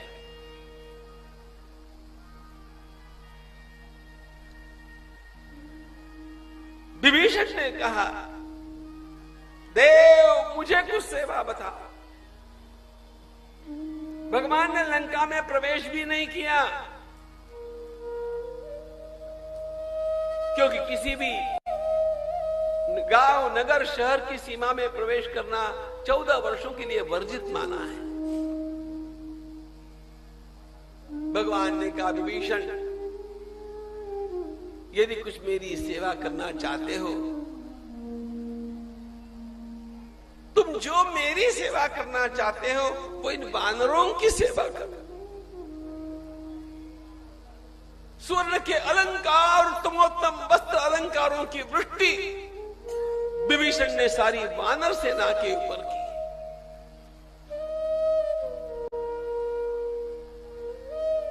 प्रभु को अपने सेवकों से ज्यादा प्रेम। राम सदा सेवक रुचि राखी।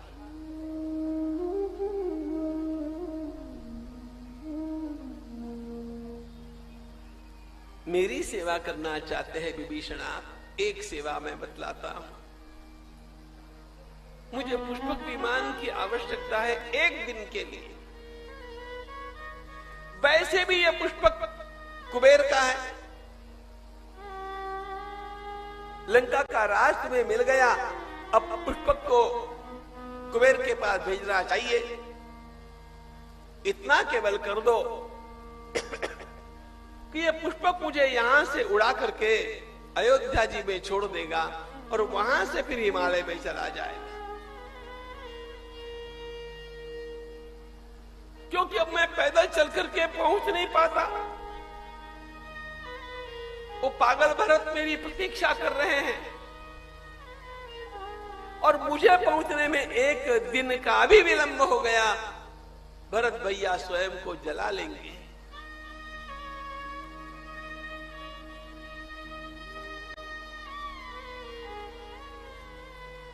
भगवान पुष्पक में विराजे।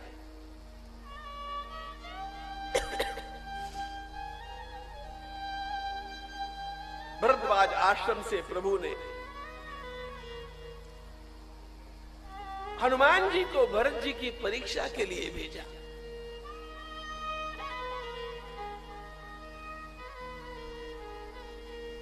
भरत जी के उस रूप को देख करके हनुमान जी दंग रह गए। नंदीग्राम का वह तपस्वी पादुकाओं की पूजा करके व्याकुलता से प्रार्थना कर रहा था, मेरे नाथ जल्दी लौट करके आई। अब केवल एक दिन बचा है ना, आपके आने की कोई सूचना मुझे नहीं मिली है।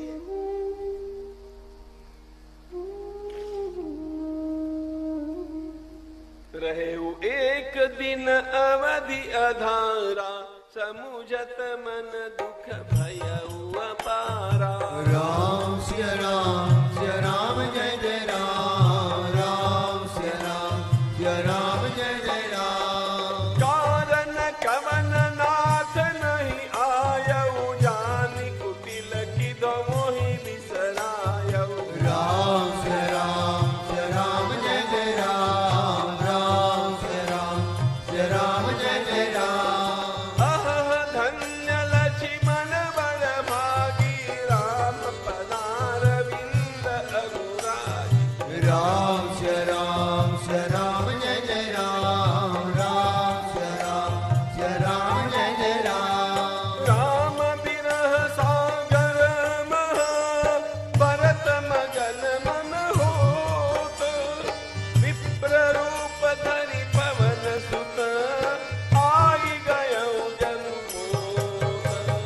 राम सिया राम जय जय राम, राम सिया राम जय जय राम। बैठे देखि कुशासन, जटा मुकुट धुषगात। राम राम रघुपति जपत, श्रवण नयन जल झात। राम सिया राम जय जय राम, राम सिया राम जय जय राम। देखत हनुमान अति हर्षऊ, पुलक गात लोचन जल बरसऊ। राम सिया राम जय जय राम, राम सिया राम जय जय राम। मन मह बहुत भांति सुख मानी, बोले श्रवण सुधा सब मानी। राम सिया राम जय जय राम, राम सिया राम जय जय राम। जासु बिरह सोचहु दिन राति, रटहु निरंतर गुण गण बाती। राम सिया राम जय जय राम, राम सिया राम जय जय राम। रामचंद्र भगवान की। की जय। परम विरही उस अत्यंत पावन भरत जी की उस आचरण शैली को देख करके हनुमान जी दंग रह रहे। वृद्ध ब्राह्मण के रूप में पधारे हुए हनुमान जी से जब पता चला कि भगवान पधार रहे हैं, भरत जी को तो इतना आनंद वो कोई सवात आई नहीं।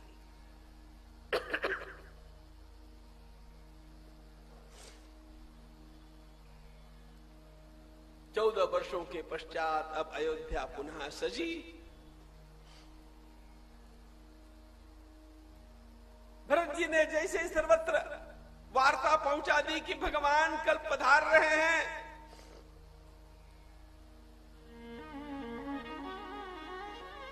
और लोग उछलने लगे, कूदने लगे, अपने अपने घरों को सजाने लगे। हर्षि भरत कौशलपुर आए, समाचार सब गुरई सुनाए। राम जय राम जय जय राम, राम जय राम जय जय राम। मुनि मंदिर मह बात जनाई, आपत नगर कुशल रघुराई।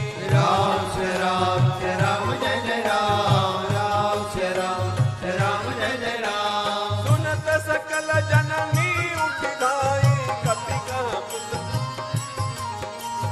राम जय राम जय जय राम, राम जय राम जय जय राम। समाचार पुरवासी न पाए, नर अरु नारी हर्षि सब धाये। राम जय राम जय जय राम, राम जय राम जय जय राम। अवधपुरी प्रभु आवत जानी, भई सकल शोभा कै खानी। राम जय राम जय जय राम, राम जय राम जय जय राम। इहो भानुकुल कमल दिवाकर, कपिल दिखावत नगर मनोहर। राम जय राम जय जय राम, राम जय राम जय जय राम। सुनु कपीस अंगद लंकेशा पावन। राम जय राम जय जय राम, राम जय राम जय जय राम। यद्यपि सब वैकुंठ बखाना वे, राम जय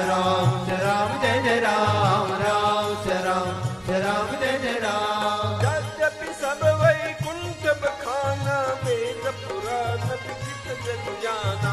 राम सिया राम जय जय राम, राम सिया राम जय जय राम। अवधपुरी सम प्रिय नहीं सो, यह प्रसंग जानई को।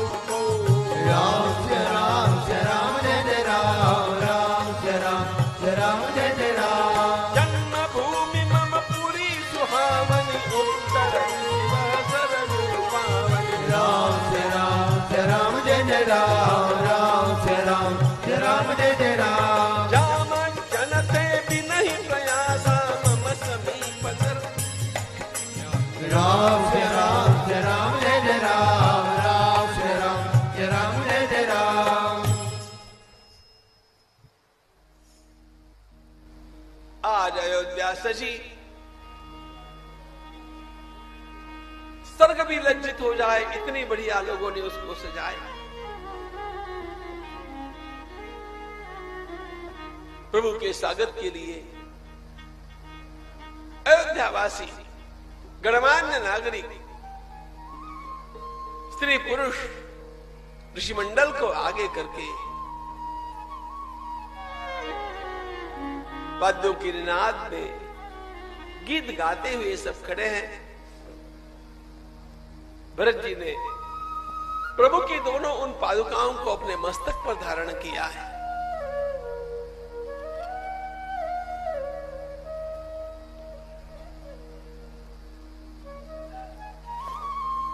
आकाश मंडल से भगवान का विमान जब अयोध्या जी के समीप पहुंच रहा है, तो भगवान उत्सुकता से अपनी प्रिय अयोध्या को जब देख रहे हैं, तो सारी वानर सेना भी कुतूहल से देख रही है।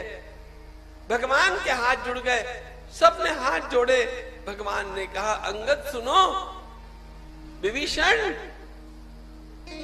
वैकुंठ से भी अधिक प्रेम मैं इस जन्मभूमि से करता हूं। मेरी अयोध्या वैकुंठ से भी महान।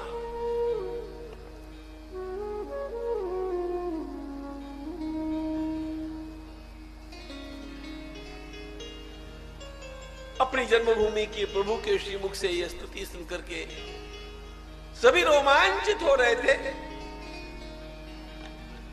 जयकार की गर्जना में, वाद्यों के तुमुल निनाद में पुष्पक भूमि पर उतर आते हैं और सारे के सारे अयोध्यावासी जय जयकार करते। प्रभु रामचंद्र भगवान की जय।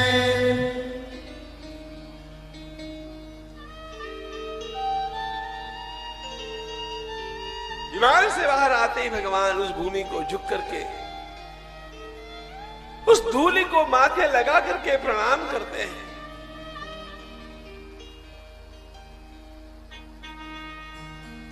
दूर खड़े भरत जी ने इस दृश्य को देखा,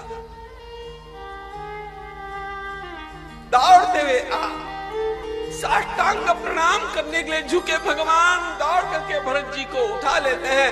भरत राम भगवान की जय।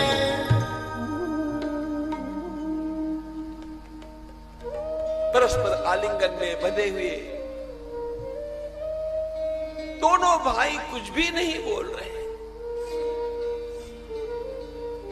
बोलने का काम तो उनके चार नेत्रों के द्वारा हो रहा है, जो अनवरत बरस रहे।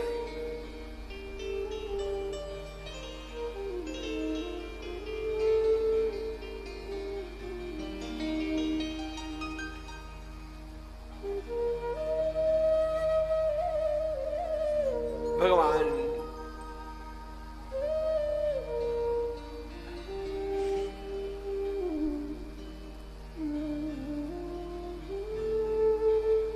एकदम मेरे पास आकर के मुझे चिपकेंगे तो अमर्यादा होगी। ऐसा सोच करके भरत जी ने वशिष्ठ मुनि को आगे किया था। प्रभु ने विनय के साथ उनके भी चरणों में प्रणाम किया।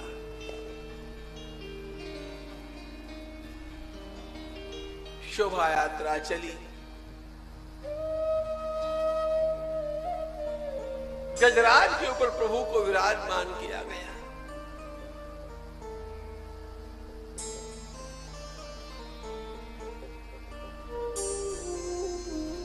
प्रभु ने शोभा यात्रा को कैकेयी माता के महल के सामने लाया।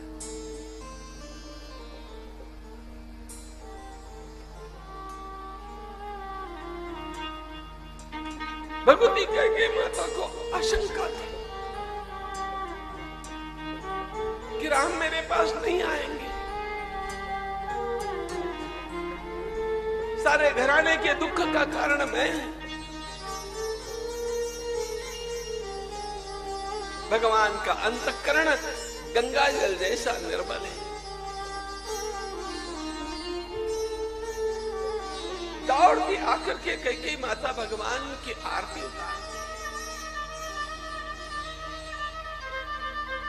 भगवान उस महल को देखते हैं, प्रभु के नेत्रों में आंसू आ जाते हैं, अपने पिताजी को याद करके। 14 वर्ष पहले यहीं पर उन्होंने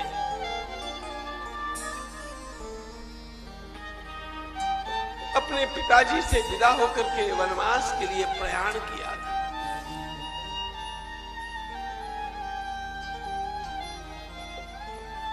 इन सारे प्रसंगों का वर्णन कालिदास के कमाल का किया।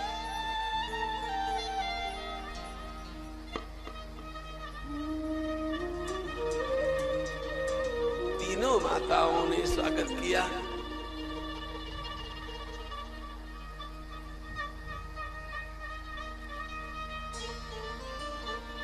शुद्धि के स्नान हुए,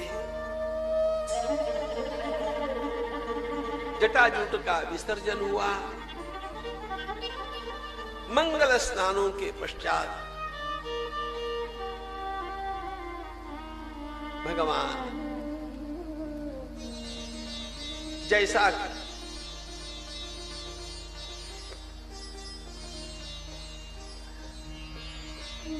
महर्षि वशिष्ठ मुनि ने निर्धारित किया था,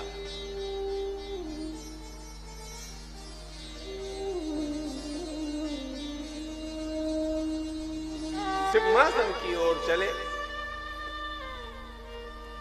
अवधपुरी अति रुचिर बनाई, देवन सुमन